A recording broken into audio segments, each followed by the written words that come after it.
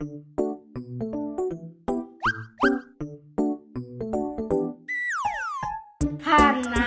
aku dikasihi. Istimewa.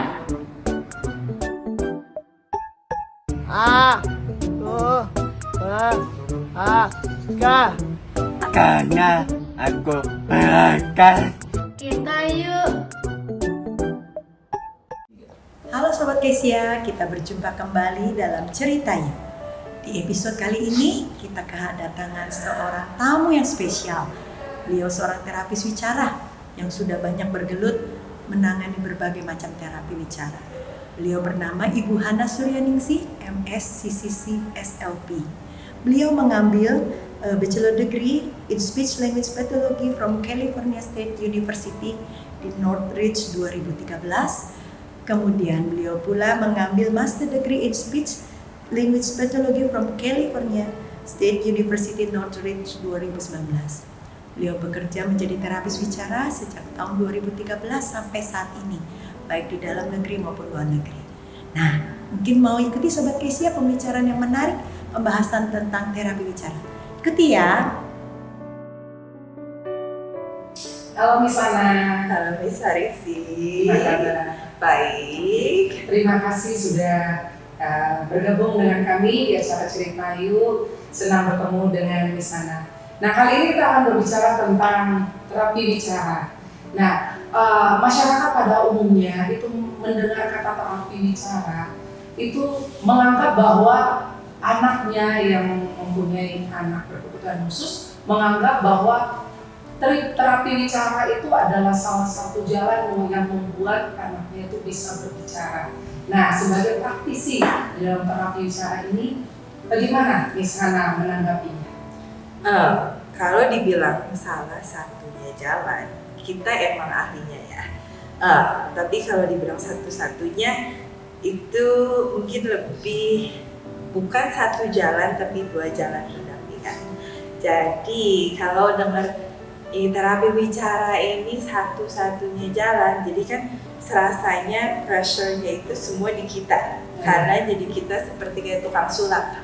Jadi anak ikut terapi, orang tua bayar, nunggu, ekspektasi dalam waktu singkat. Langsung gitu. Betul, langsung ngomong, langsung bisa komunikasi. Tapi tidak demikian. Ya, betul. Jadi kenapa saya bilang dua jalan berdampingan? Karena kita sebagai ahlinya, kita kan tahu apa yang harus diterapiin di area apa. Nah, orang tua tugasnya itu sebagai asisten kita di rumah. Jadi apa yang diterapiin orang tua harus laksanain di rumah.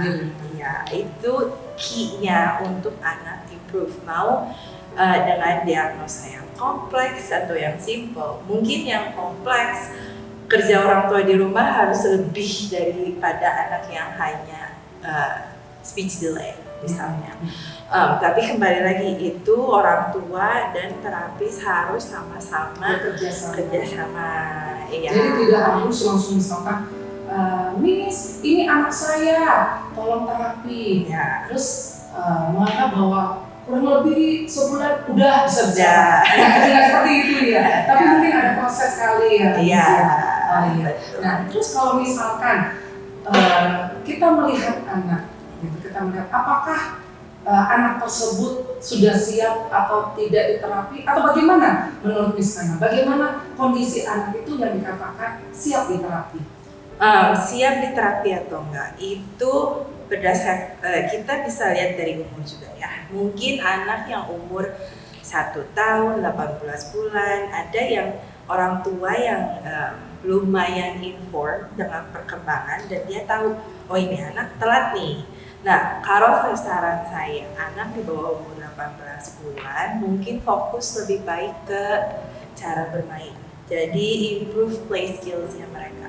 Jadi play skills, attention, sama pre-verbal skills, dia menggunakan gestures, interaksi dengan orang lain.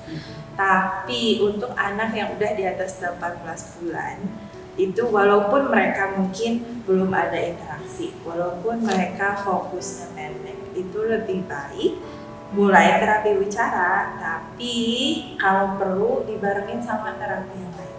Jadi that's why itu yang namanya multidisciplinary approach. Jadi nggak hanya terapi wicara aja, tapi mungkin terapi wicara sama okupasi atau terapi wicara sama perilaku. Nah itu karena apalagi dengan di Indo ya, keseringan kan orang tua tunggu aja 3 tahun ya, nanti 4 tahun juga ngomong. Masalahnya ada yang ngomong tanpa diintervensi, puji Tuhan. Kalau yang nggak improve, itu bebannya lebih berat buat ke terapis. Karena habit udah ke-form. Jadi kita perilaku itu jadinya lebih susah untuk memodifikasi, untuk menyiapin anak buat ini loh dengerin Miss Hana, ini loh kita mau latihan identifikasi. Karena itu saya bilang kalau udah di atas umur 18 bulan, kalau lihat anaknya ada yang gangguan bahasa bicara, mulaiin aja. Ya. Oke. Nah ini kebetulan karena kita berbicara saat ini bukan hanya terapi bicara, tapi lebih lagi ke bagian terapi bicara yaitu reseptif dan ekspresif dengan artikulasi. Boleh nggak misalnya itu menceritakan itu seperti apa ya?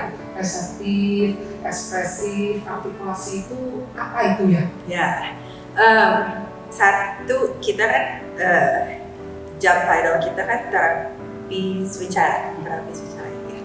Speech therapy. Kalau job title yang secara formal ya Inggrisnya itu speech language pathology. Jadi speech, artikulasi, bicara dan language, jadi bahasa. Nah, kita orang awam atau secara keseluruhan kita associate speech itu dengan ngomong. Nah, yang tadi Miss Marisi bilang ada yang bagian namanya reseptif. Jadi kalau kita mau lihat dari apa bagian kita terapi bicara itu ada 2 kubu besar ya. Jadi bahasa sama artikulasi. Dari bahasa itu kepecah lagi jadi 2, reseptif sama ekspresif.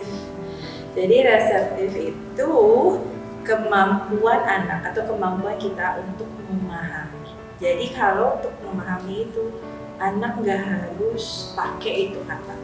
Jadi anak mungkin bisa tahu apa itu celengan tanpa namain celengan. Ekspresif itu penggunaan kata.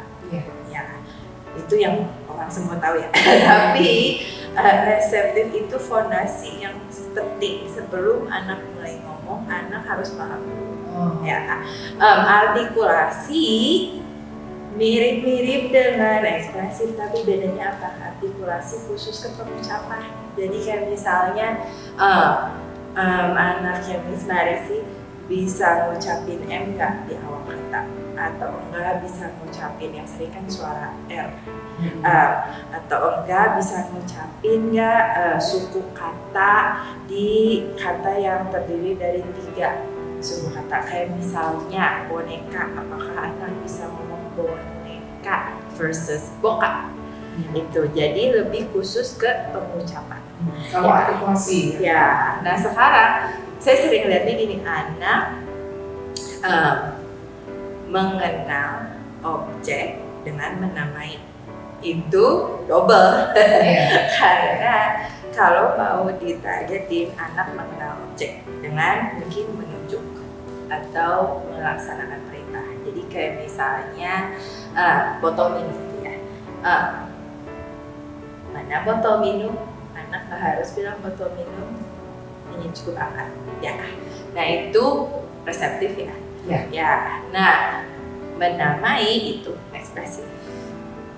Jadi bisa mengucapkan ini botol minum gitu Ya. atau apa ini botol minum gitu ya. Nah tapi kalau artikulasi itu mungkin lebih jelasnya di botol. Kalaupun misalkan gini, botok, jadi L-nya lain itu sudah termasuk ekspresif, dia bisa mengucapkan gitu atau bagaimana?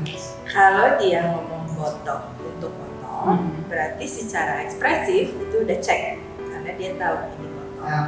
Tapi secara artikulasi itu ya masih kurang karena L-nya hilang. Gitu. Oke. Nah, mau bertanya lagi, kalau misalkan anak yang belum bisa mengunyah, apakah bisa mempengaruhi ekspresifnya? Itu kembali lagi kalau kita bikin kesimpulan karena anak gak ngunyah atau karena dia kesulitan dengan ngunyah makanya dia itu nggak ngomong, itu salah. Kenapa? Karena itu bukan masalah intinya kenapa anak nggak ngomong. Jadi harus dicari lagi apa yang nyebabin anak nggak ngunyah. Biasanya sih setahu saya ya, kalau anak nggak ngunyah sama anak nggak ngomong, masalahnya itu di motorik movementnya dari rahang. Okay. Nah kalau kita fokus mau anak ngomong, fokusnya ke ngomongnya. Karena bagian brain, bagian otak yang tugasnya untuk ngomong ekspresif itu beda dengan ngunyah. Jadi kalaupun anak susah ngunyah, mungkin dia bisa ngomong. Nggak bisa ya. Mungkin juga yang kalau Siti mungkin dia susah ngunyahnya. Karena itu dia susah ngomong. Jadi nggak bisa dicetak. Karena dia nggak bisa ngunyah, makanya dia nggak bisa ngomong. Ya itu, dan itu pas kita nargetin terapi itu juga ngaruh. Berarti kalau kita mau improve anak untuk ngunyah, ya fokus dengan kegiatan yang ngunyah. Ya, tapi kalau anak juga, oh iya nih ekspresif dia juga kurang, berarti ada goal lagi yang berbeda untuk nargetin ekspresifnya. Ya, jadi goalnya nggak hanya 1 tapi 2. Oke. Nah kalau misalkan seperti itu, saya pernah juga mendengar ada yang bisa mengunyah tapi malah ekspresifnya juga nggak keluar. Jadi berarti memang nggak ada hubungan sebenarnya. Kalau misalkan kita mau terapi ya, dia anak nggak bisa mengunyah ya nggak bisa mengunyah dulu yang di terapi gitu ya. Nah terus kalau misalnya dilatih maksudnya. Nah kalau misalkan ekspresifnya yang kena, yang kurang, berarti jadi memang ini 2 bagian yang terpisah. Jadi bukan karena nggak bisa mengunyah makanya ekspresifnya dia nggak bisa mengungkapkan kata-kata dengan secara ekspresif. Nah kalau misalkan untuk orang tua, untuk melatih mereka yang bisa kurang bisa mengunyah atau ini dua bagian ini, bagaimana melatihnya di rumah? Untuk yang nggak bisa mengunyah, itu harus dilihat lagi ya. 1, umurnya berapa? Karena saya ada klien dulu, dia mungkin umur 2 atau 3 tahun nggak bisa ngunyah, ternyata gigi molars, geraham ya, itu belum ada. Jadi kalau daging sama dia nggak dikunyah, hanya diimut. Tuh. Terus ternyata jadi harus dilihat lagi kenapa sih dia itu nggak bisa ngunyah. Nah gimana cara kita stimulasi anak untuk ngunyah? Kasihlah makanan. Iya, jadi kayak istilahnya gini loh, kayak kita latihan basket. Kita bisa jago basket apa karena bisa jago karena kita latihan dengan bola yang bohongan, yang invisible. Iya. Kita yang pokoknya nih saya seminggu mau latihan dribble, shoot, jago nih udah bisa. Tapi udah gitu hari Minggu nih atau hari Senin kita latihan dengan bola, sebenarnya belum tentu saya bisa masukin itu bola karena saya harus belajar seberapa tekanan, seberapa pressure, seberapa jarak, dan saya harus atur itu semua dari sini ke net. Sama makanan, ya sama dengan ngomong. Ya, kayak kalau mungkin dari tebakan saya, mungkin ini karena kan di Indonesia heavy sama orang motor. Jadi pemikirannya kan si orang motor ini kita harus muatin dengan latihan segala macam. Nah sekarang dengan ngunyah kita latihannya gini, oke pas kita ngunyah kita latihannya apa? Rahang buka tutup itu yang dilatih. Jadi nggak harus ngelatih rahang kiri kanan ya, karena kita makan ada nggak begini nggak ada ya. Kalaupun mau ngelatih dengan movement yang latih buka tutup langsung kasih sesuatu. Ya itu, jadi mungkin anak satu lagi ya, dia nggak mau ngunyah apakah karena satu movement atau kedua dia itu suka hanya ngemut makanannya.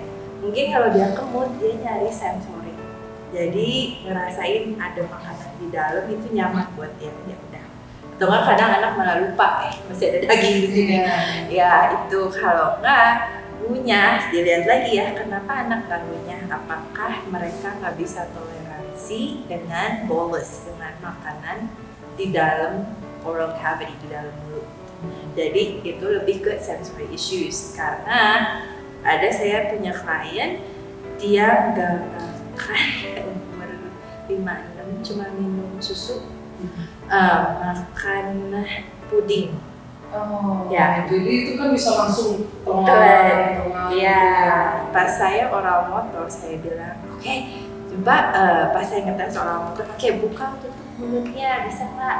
Kayak ikan, dia pasti suruh buka mulut langsung gag reflexnya on. Nah itu kan nggak typical, karena gag reflex seharusnya nggak sesensitif itu. Langsung seperti kayak mau. Iya, jadi gag reflex itu kayak kalau kita kan if you touch ini di belakang kan langsung itu gag reflex. Nah dia buka mulut aja gag reflex sudah activate.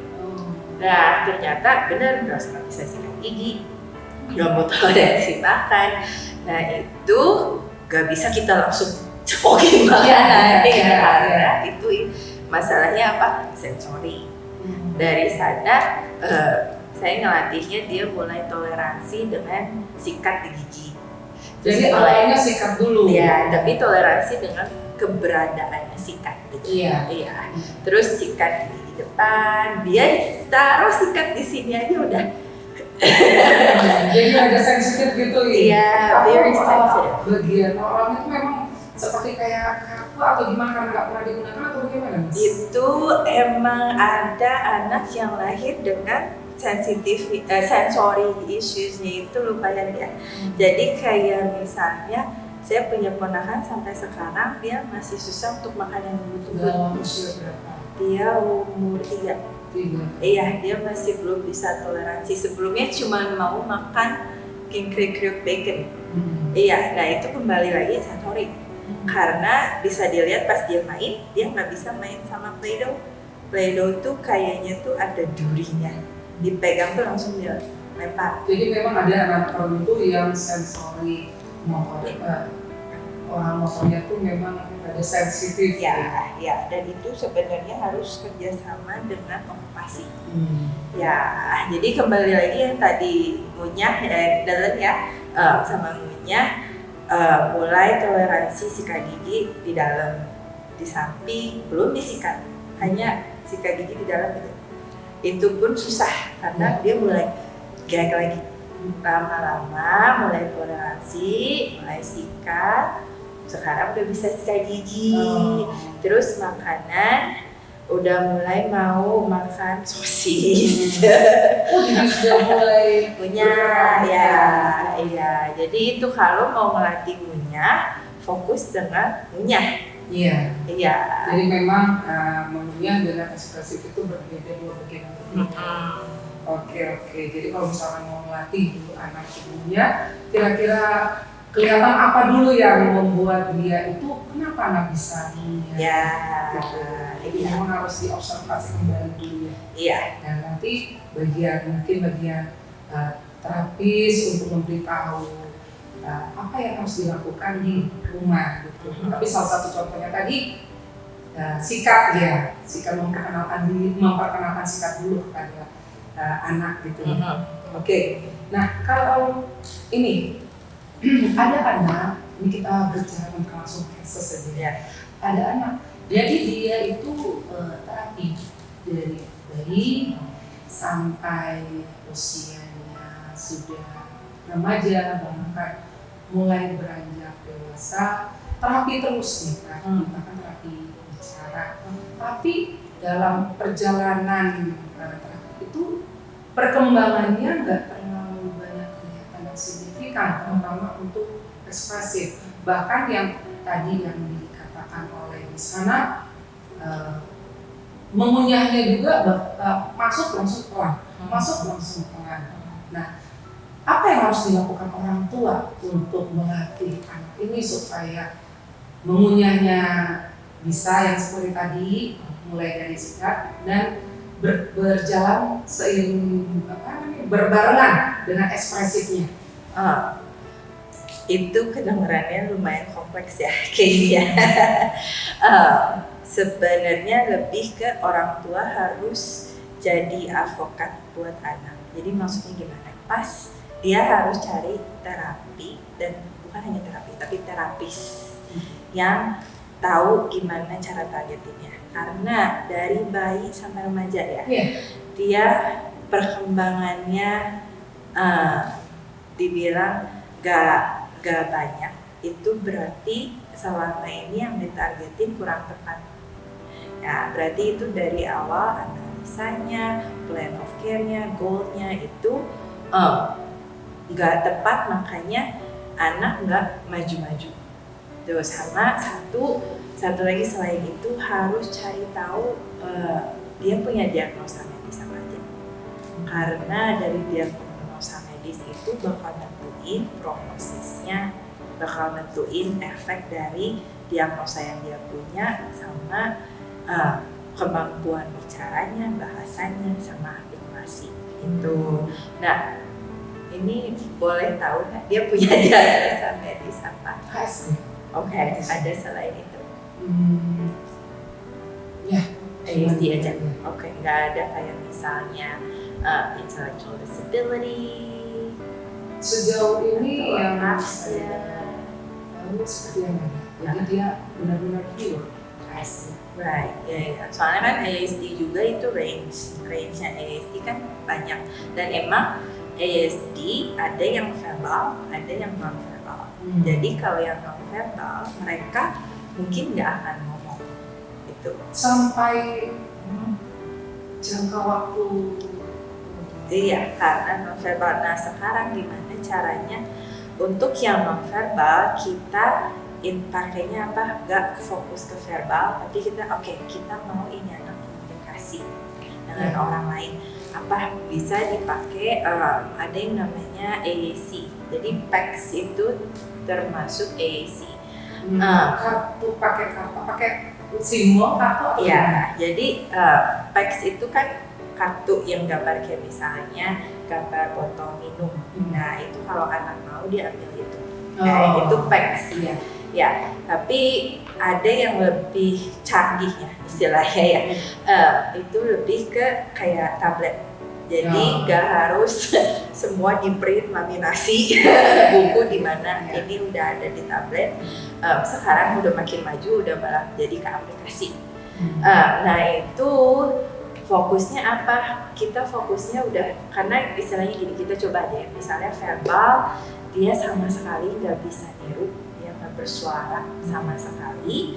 Tetap yang dilatih apa? Reseptif tetap dilatih supaya dia bisa paham instruksi, dia paham kata-kata, kata sifat. Jadi kalau diajak ngomong dia paham gitu.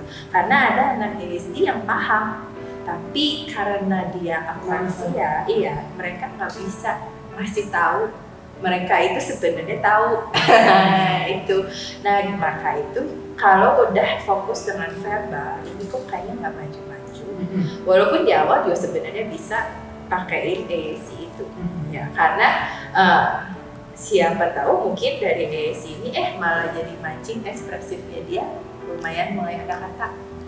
Itu. Jadi kayak misalnya nih, saya tuh punya klien ya, umur 5 nggak ada kata kecuali ba. Dia niru ba, tapi untuk konsisten kita bilang, Mbak, dia itu susah banget. Nah, kalau kelihatan nih anak, ini ada yang namanya groping ya. Jadi kalau anak begini, itu nggak bisa, itu bukan dia males, tapi emang dari otaknya ada masalah, terus sebenarnya itu nggak keluar otak. Iya, nggak sampai ya. Tuh, ya. Kalau saya bilang ke orang tua jalannya nggak ada. Nah, dengan anaknya itu jangan dipaksa untuk ngomong. Betul, Ya, karena anak malah jadi nggak mau terapi karena susah. Jadi motivasi nggak ada, perilaku keluar karena kita maksain dia ngelakuin sesuatu yang dia nggak bisa. Nah sekarang karena itu cobalah pakai AAC. Jadi kayak AAC itu dengan tulisan. Jadi kayak misalnya nih si anak mungkin dia mau roti gitu ya. Dia bisa pencet itu dia bilang mau roti. Jadi berbentuk AAC itu seperti tablet. Iya. Jadi Jadi tinggal nunjuk. jadi nunjuk dan itu nanti si tabletnya tuh bersuara. Jadi kayak sebenarnya sih bilangnya mesin komunikasi. Iya itu jadi dan itu pun bisa disetting. Jadi kalau anak kognitifnya rendah, dia nggak bisa ngebedain karena kan di AAC itu ada icon-icon. Jadi icon itu gambar-gambar dan itu beda-beda ya. Ada kata kerja, ada sayang, ada mau, dan anak harus paham yang mana saya. Oh mau itu saya mau sesuatu, mau ya. Kalau saya mau makan, saya harus cari grup makanan. Nanti pencet itu, nanti keluar lagi makanannya apa aja. Itu makanya AAC itu sebenarnya lebih efisien daripada PEX. Karena kalau PEX kan aduh gambarnya nggak ada, nanti laminasi dulu minggu depan baru ada. Sedangkan kalau ini pakai device, pakai tablet, kita tinggal tunggu ya Miss, add dulu gambarnya dan bisa nambahin. Nah dan balik lagi ya ke tadi yang kognitifnya rendah, kita bisa settingin si ikonnya itu nggak terlalu banyak. Jadi mungkin hanya 2 icon atau 1 itu gitu Terus yang satu yang saya seneng banget sama ini yang saya tahu AAC itu semua Inggris. Jadi pencet ngomongnya Inggris kan. Nah, kalau misalkan kita di Indonesia, kemarin itu pas saya lagi dengan terapi bicara satu lagi, karena kan dia punya klien kognitif bagus, reseptif bagus, hanya ngomong nggak bisa. Terus saya bilang, oke, coba pakai app ini deh, pakai namanya kan Sibotalk. Terus sama saya cuman pas saya ganti, saya tulisnya Indo. Jadi yang bacanya itu malah beraksen, jadi kayak beras tuh beras. Tapi pas lagi tanpa sengaja si terapis bicara ini karena settingan HP-nya Indo, keluar bahasa Indo. Jadi ternyata puji Tuhan ya, untuk yang aplikasi ini ternyata bisa pilihan diganti ke bahasa Indonesia. Jadi kalau kita pencet, mereka ngomongnya Indonesia. Tapi nggak beraksen lagi. Nggak. Soalnya kalau beraksen kan nanti malah salah ini lagi. Ngobrolnya yang maksudnya ekspresi terima nanti malah berbeda dengan komunikasi yang sehari-hari. Iya, mungkin nanti si orang ngomong apa tadi? Iya, tapi untungnya sih ternyata ada itu wah kayak mata kamu. Jadi kalau misalkan non-verbal ini ada baiknya memang menggunakan salah satu aplikasi tersebut yang ada di memang kalau misalkan selain itu berarti teks, cuman kalau teks itu membutuhkan kartu gitu ya. Ada juga anak yang cerebral palsy, dia itu sering kejang dari bayi sampai usia 7 tahun, hampir dibilang sebulan sekali itu sering kejang. Dan sekarang itu anaknya 11 tahun, masih drooling, nge-chest, dia sudah bisa ngunyah tapi belum ada keluar ekspresif, reseptif dalam untuk instruksi secara dia bisa. Nah, apakah ada peluang untuk dia bisa ekspresif? Tuh ini 11 tahun. Nah, dan terus apa yang harus dilakukan orang tua untuk menstimulasi anak tersebut di rumah? Dia bersuara nggak? Bersuaranya itu paling gitu. Jadi pengen ngutarain, pengen cerita gitu. Gitu. Dan suaranya Cuman, hanya iya, nggak ada nggak vokal ada yang lagi lain. ya. Kayak Nggak ada sama sekali. Oke. Dan dia sekarang masih kejang. Pernah itu 7 tahun, jadi usia 10 memasuki 11 tahun pernah sekali. Oke, jadi konsisten sampai umur 7 7, tahun. udah gitu stop, terus Dan pernah jadi beberapa kali, jadi nggak terus ya, gitu. ya. Nggak continue seperti waktu dari bayi sampai 7 tahun. Oke. Kejang itu sebenarnya lumayan efeknya dengan otak. Karena tiap kita kejang itu tuh lose the neurons. Jadi Kehilangan ya. Ya. Jadi kemungkinan karena itu juga makanya dia kondisinya sekarang seperti ini. Ya.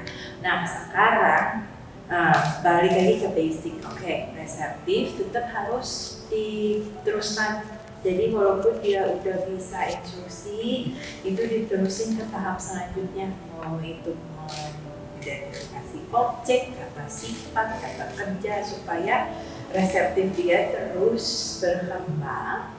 Nah sekarang dari ekspresif sama artikulasi. Artikulasi kita udah tahu nih dia punya CP, efek kejang, dan sekarang udah bersuara ya. Dan itu lumayan. Iya. Kalaupun emang mau stimulasi untuk artikulasi, jangan stimulasinya yang langsung ke kata.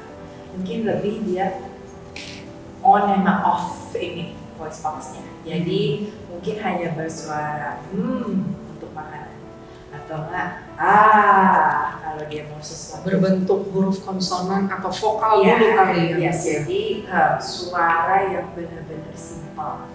Ya karena ini motorik ya. Ya. Dan secara ekspresif mungkin dengan reseptif dia yang not too bad lah lumayan, mungkin bisa dibantu dengan yang tadi saya bilang yang AAC itu. Kalau nggak AAC, gesture, jadi komunikasinya dia harus pakai, jangan hanya fokus ke verbal. Iya. Kadang orang tua kan sedih hati gitu ya. Iya. Aduh, masa pakai ini? Kita sebagai terapis kita bisa bridge itu, jangan sama sekali nggak artikulasi kita langsung vonis ini anak pakai ini. Kita bisa kita coba dua-duanya. Jadi misalnya untuk si anak nyapa orang kan hai, nggak harus ngomong hai, mungkin hanya atau hah. Iya, tapi mungkin bisa dia pencet sambil dia ngomong hai gitu. Jadi dibilangnya total communication approach. Jadi total itu gak hanya verbal, tapi verbal ditambah tulisan atau verbal dengan gestures. Nah, makanya namanya total communication approach. Jadi saran saya sih itu, tapi jangan sungkan untuk ngulik. Coba, jadi sama anak itu trial and error. Coba 1 bulan, ini nggak maju-maju, kita coba yang lain. Ya, suara A dia nggak ada, mungkin suara H itu. Misalkan kalau makanan panas, ya, biasa sih seringnya saya hai. Jadi kan anak pasti bisa nyapa ya. Kalau hai, ini dia cuma hanya buka mulut, napas keluar.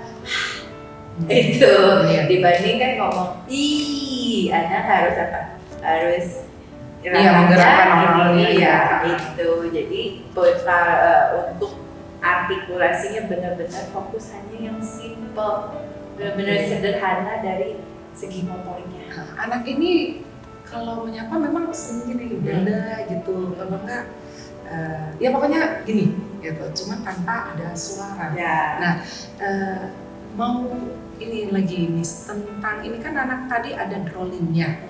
Apakah memang dua-duanya harus dikerjakan oleh orang tuanya? Maksudnya sambil ininya terus di stimulasi supaya nggak drawing lagi? Kan kalau orang awam pada masyarakat umumnya itu kan melihat anak yang drawing kan rada nggak menerima gitu. Ya. Tapi kalau bagi kita untuk yang ini, apakah ada kemungkinan anak ini bisa berhenti atau karena kejamnya itu memang ya begitu aja terus? Bagaimana menurut Miss Ani? Kalau itu saya nggak bisa ngomong dia bakal berhenti karena setiap kasus itu berbeda. Mungkin si A distimulasi berhenti, mungkin si B distimulasi berkurang, mungkin si C distimulasi kok hanya kurangnya sedikit ya. Tapi sebagai terapis terus dicoba, jangan putus asa ya. Dan cari cara, oke, mungkin gimana cara drawingnya ya? Apakah ini karena dia motoriknya dia nggak ngerasa si saliva, si ludahnya itu mulai ngumpul dan dia harus nelan. Itu Jadi kan kontrol ini kontrol sama sensory dia untuk ngerasain awareness-nya.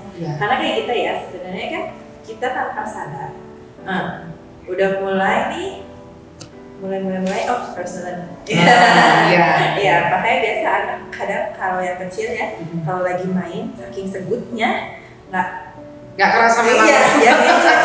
Iya. Nah ini balik lagi untuk anak ini, apakah karena dia nggak ada awareness si saliva mulai muncul atau emang mungkin dari nelennya dia untuk bantuan juga untuk nelen. Nah itu bisa dicoba mungkin dari disikat. Jadi disikatnya itu bukan seluruh oral cavity mulut, tapi di bagian yang dimana saliva itu ngumpul. Jadi kayak misalnya di sini, di kucing, di sini, mungkin di lidahnya disikat, lagi nggak perlu karena kan udah nggak ada ngumpul di lagi. Betul. Iya, itu jadi bisa dicoba itu juga.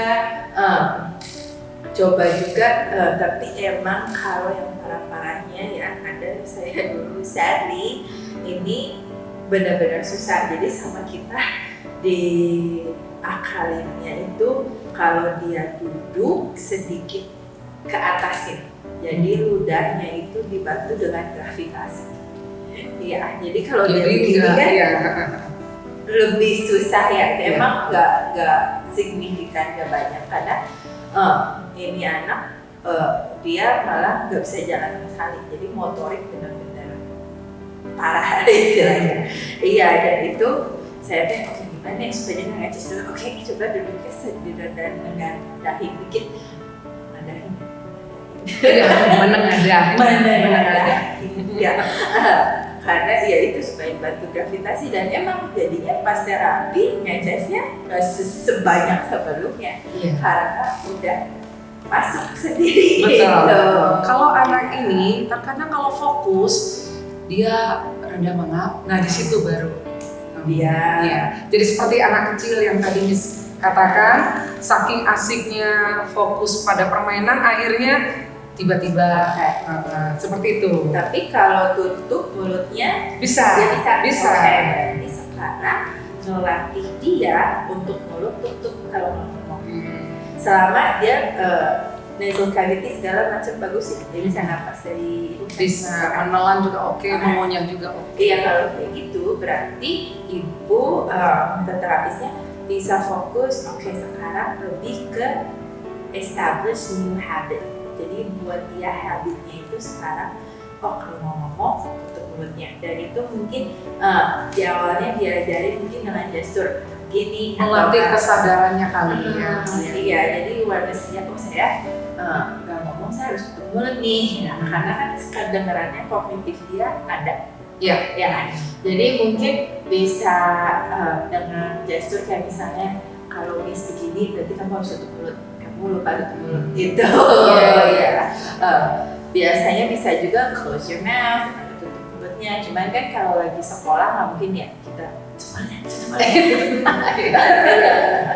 Iya, jadi mungkin justru dengan misalnya namanya Niko gitu ya, dengan satu tapping dia udah itu harus tutup mulut ya. Berarti sekarang intinya kelatih dia tutup mulut, menimbulkan kesadarannya untuk menutup mulutnya. Oke, terima kasih Miss Hana. Nah, ini saya pernah mendengar ada salah satu dokter rehabilitasi medik mengatakan jika anak sudah berusia, anak berkebutuhan khusus berusia 14 tahun atau di atas 14 tahun, itu untuk ekspresif atau artikulasinya itu sudah tidak bisa lagi dilatih dengan supaya dia itu berbicara jelas, tepat dan benar. Bagaimana menanggapi ini? Maksudnya divonis ini anak levelnya hanya segini, nggak Iya. bisa lagi Jadi nggak bisa atau Inggris sama sekali. Nggak setuju ya, karena kita ada yang namanya kan neuroplasticity. Jadi si brain itu emang pas kecil neuroplasticity-nya dibilangnya bukan itu hanya kecil aja. Sebenarnya enggak, itu terus berjalan. Cuma seiringnya dengan umur mungkin itu enggak sekenceng yang pas kecil. Istilahnya gimana? Kayak orang stroke aja. Orang stroke sebenarnya mereka itu recovery dalam 1 tahun. Karena the brain-nya itu healing and then compensate. Nah sekarang kalau kita anak tadi berapa 13 tahun, divonis nggak bisa 14 tahun nggak bisa improve lagi, nggak bisa kita mencap itu ya, karena harus balik lagi dia usaha apa, seberapa beratnya, efeknya gimana, dengan terapi itu kembali lagi harus dengan terapisnya yang harus ahli levelnya di mana ini anak apa yang harus kita lakukan. Karena kalau targetnya terlalu tinggi, ekspektasinya keduanya anak udah 14 tahun nih, mestinya gini, malah nggak menunjukkan kemajuan, ada kemungkinan karena itu persepsinya nggak bisa berkembang lagi. Padahal sebenarnya targetnya nggak tepat. Kenapa saya bilang itu? Karena saya ada anak umur 22 tahun nih, Miss. Dia pertama kali sesi sama saya untuk menangani aja susah sekali. Jadi waktu saya nanya ini apa, dia ngeliatin dan bisa kelihatan dari raut muka dia tuh mikir. Nunggu lama, ada mungkin 8 detik baru dia keluar katanya. Nah, kata ada beberapa dia pakai kata, tapi kembali lagi ternyata keseringan dipancing. Jadi keseringan prompting. Jadi prompting itu waktu kita ngasih support anak itu ada levelnya, selalu maksimal dicontohin terus. Sedangkan kalau anak udah maksimal dicontohin udah bisa, itu prompting harus dikurangi. Jadi berarti sering membantu terus gitu. Ya, jadi kayak misalnya nih, namanya si Jono gitu ya. Jono mau minum, bilang minum. Padahal kalau anak udah minum, mungkin mama hanya perlu bilang ya, terus nanti udah beres. Minum, nanti selanjutnya minum. Karena anak mulai spontan, mulai independen gitu. Nah, jadi dia kembali lagi, emang saya balik lagi ke basic, kita kategori, identifikasi, namain. Tapi sekarang jadinya dia udah bisa bilang nggak mau, Pak, bye, dah Pak, Pak mandi, dia bisa bilang misalnya mah, karena balik lagi apa yang ditargetin harus namanya treatment itu individualized. Jadi kita nggak bisa pukul rata. Jadi kita juga nggak bisa pukul rata ngevonis anak di umur segini udah bisa improve lagi. Mungkin ada yang nggak bisa improve, tapi mungkin ada juga yang bisa improve. Tapi dengan kata lain, otak yang tadi Miss katakan, brain itu pasti akan tetap terus berkembang kan ya. Ya otomatis sebenarnya ya tidak bisa juga dikatakan 14 tahun atau lebih dari 14 tahun itu cuman segitu-segitu aja jadi nggak bisa berkembang lagi. Itu kan berkaitan dengan otak ya Miss ya. Tapi dikarenakan waktu ya Miss ya, ini kita harus sudahin dulu tentang pembahasan yang tadi kita bahas apa? Reseptif ya, itu berbicara tentang bahasa ya. Oke, nanti berikutnya kita akan bahas tentang yang artikulasi. Ya, terima kasih Miss Ana.